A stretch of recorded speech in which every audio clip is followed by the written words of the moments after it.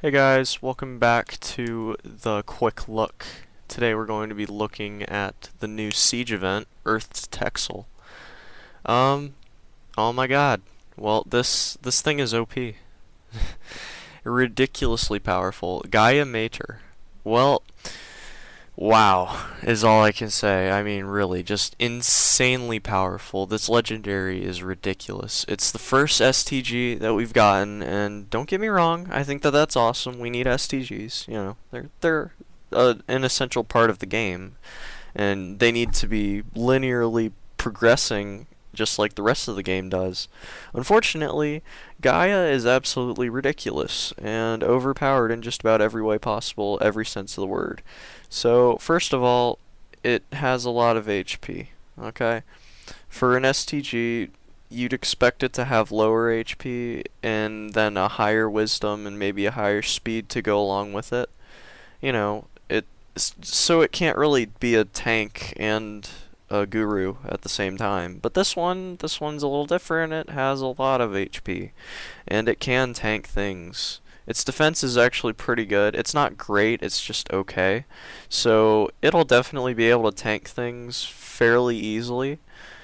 Not to mention its auto proc, and it has a ridiculous amount of wisdom and a fairly amazing agility to boot. I mean, this is an overpowered legendary, and as you can see by the current leaderboards, a lot of people have realized that and picked them up very early. I can't see this not getting nerfed. This is going to blow everything out of the water in terms of people being able to play without spending money. This is a very overpowered fighter, and I can definitely see why people are kind of up in arms about it, because it's going to ruin the game for people that can't spend the money to get one. So that's my opinion on that. I mean, it's just very powerful. I would scale down its agility and HP maybe, and then maybe it might be alright as a legendary, you know. So yeah, it's not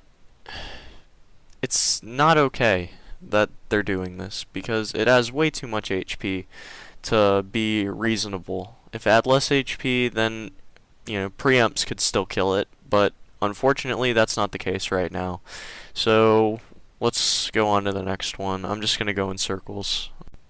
Anthea Allfair is actually pretty good. I mean, at over 7,500 wisdom, it's awesome for fodder. Just throwing it out there. I mean, it's going to be a great fodder fighter. But otherwise, I don't know. I really don't see anything other than auto proc heal all being very useful, and that will never happen. So we could see it being used maybe with high procking gear. I guess I could see a strategy developing with that, maybe like a 30% fort gear or something. That would actually be pretty awesome. That's a good strategy if anyone has the resources for it, or the gear already finished, I suppose. That would be pretty awesome. But otherwise, I don't know. I don't see it going much places other than fodder and maybe being used on lower end bands that can't afford Jester Bangs. And because now I've become somewhat of a broken record with these disgusting Sting fighters lately, I'm just going to say that the sprite looks pretty awesome, but it will never be useful. DNA, it's never going to be useful. Sting is never going to be a legitimate skill unless you make it auto proc. And that's all I really have to say. Onwards. Two stings for the price of one! Yay! Awful! And next. I have to say, for a leaderboard prize, this is a pretty awesome prize.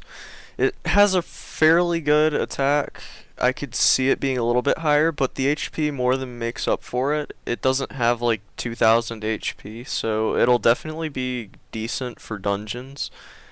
Its wisdom is pretty good. Not great, just pretty good.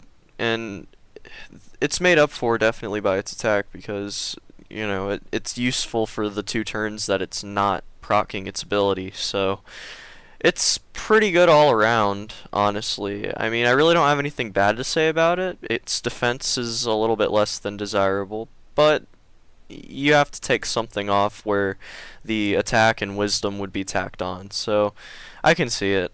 I wouldn't go full bore for it personally because I'm definitely going to say that the 4-4 Legends will be out in the next few weeks, and I can only see its value dropping in the near future.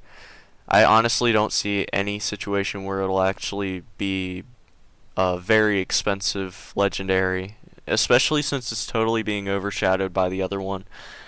I mean, maybe if you like its skill, which I will show you now, then you'll consider picking it up, because in all honesty, its skill looks pretty cool. Its attack animation is pretty good too, so I can see you definitely wanting to go for it if you like the look of it, but only if you like the look of it. Otherwise, I'd definitely wait.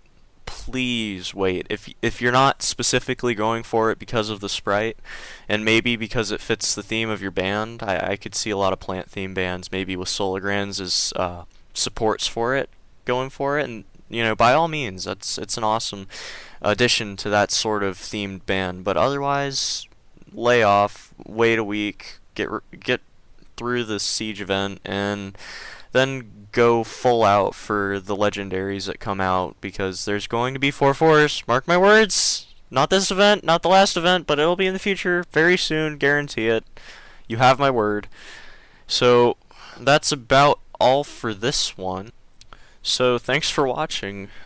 If you liked the video, please consider subscribing to the channel. I post these every week to cover each and every event. So every single week you'll have one random internet guy's opinion on what you should do for this event. But I think that I have pretty good opinions sometimes. I mean, I've made bad calls before, but it happens. So please consider subscribing, please consider liking the video if you found it helpful. Definitely go for this legend. It's a very, very good legend. If you have some money to spend on the build, you could go for this one, or you could wait a few weeks on just a leap of faith sort of thing, because if the 4-4 legends come out, then it'll be worth more, I guarantee it.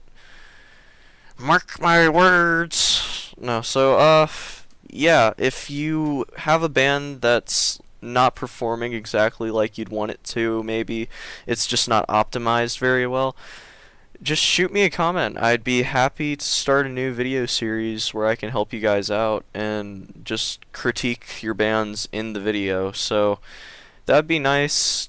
Just shoot me a comment with your name on dot, and that's pretty much all. Until next time, guys.